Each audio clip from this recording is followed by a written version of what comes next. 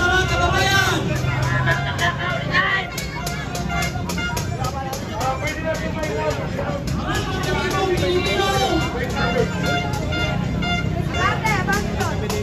Okay.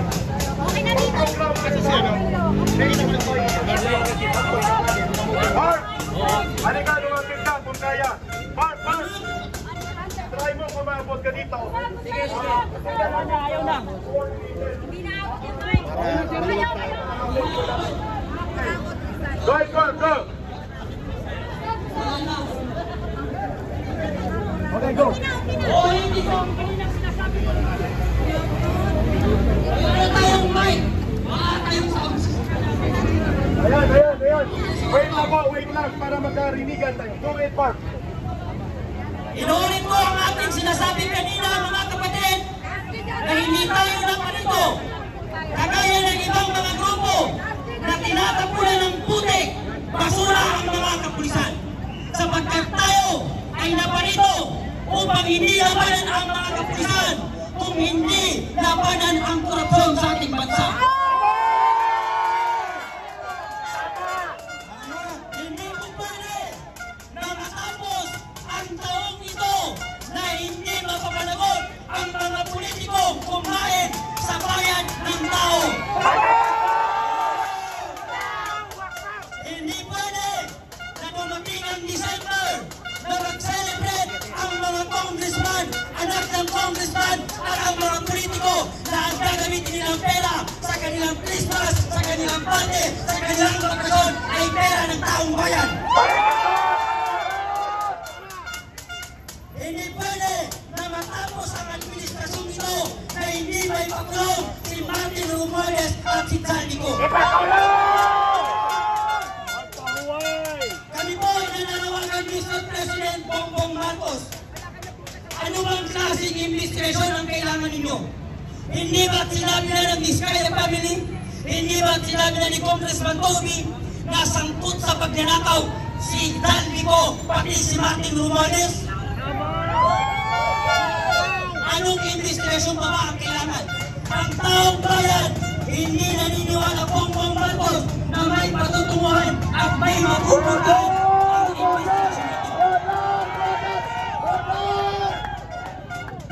Paano naniniwala ang taong bayan na may mapupuntahan ng investigasyon ito kung ang nag-iimbestiga ay sangkot sa nakawang sa gobyerno?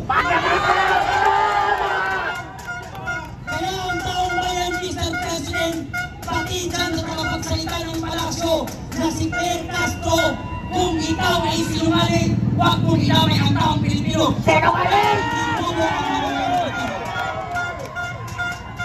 Pinuhin mo, saan ba nanggagaling ang fake news libat sa buhay ng Pangulong Bongbong Marcos? Nung sinabi na sa kanyang zona na mahigit 5,500 ang blood control project na natapos, yan po ay sinabi ni Mimel. Ngunit ang tanong ng taong bayan, Mr. President, saan mo nilagay ang 5,500 na project control dito sa bansa? Hindi kami maniniwala sa mga politiko at hindi kami maging sunod-sunuran sa mga congressman na walang ginawa kung hindi kainin ang pera ng taong bayan. Bongbong Marcos, mahiya ka naman. Martin Romualdez, mahiya ka naman.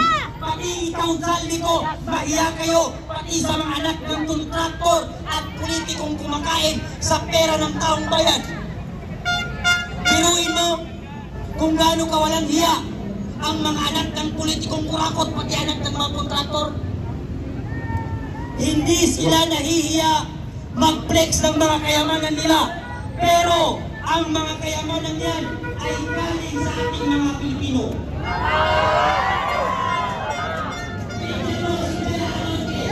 Pati si Saldico, kumakain sa ibang bansa, nagkakalaga ng 759,000.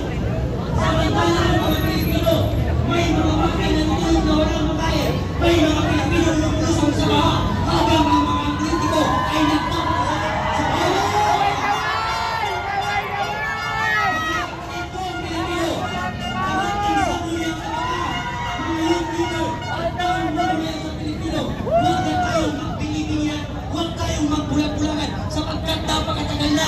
binulok ng time ng gobyerno ng Pilipinas. Tama na! Sobra na! Tama na ang nakawan! Tama na ang korupsyon! Mr. President, hindi nyo na po mabubunod ang Pilipino sapagkat ang mga Pilipino ay hindi bobo kagaya mo. Marcos magnanakaw! Marcos magnanakaw! Magnanakaw si Marcos!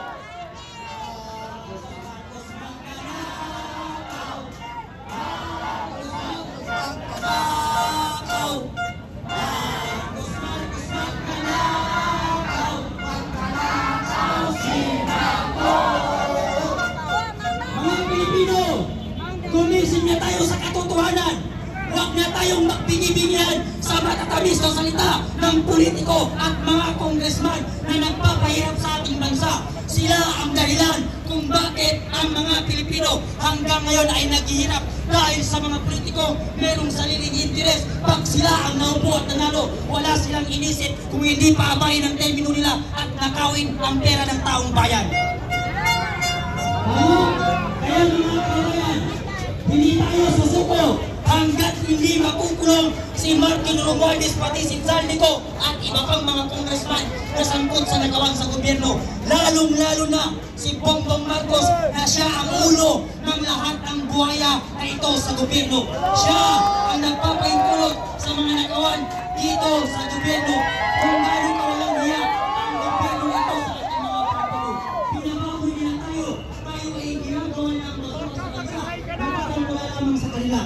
Pag sila tumatakbo sa eleksyon, lahat sila nangangako sa ating mga Pilipino. Pero pag sila ang naupo at nanalo, wala na silang pakialam sa ating mga Pilipino. At dahil dyan, thank you very much. Mabuhay ang Pilipino.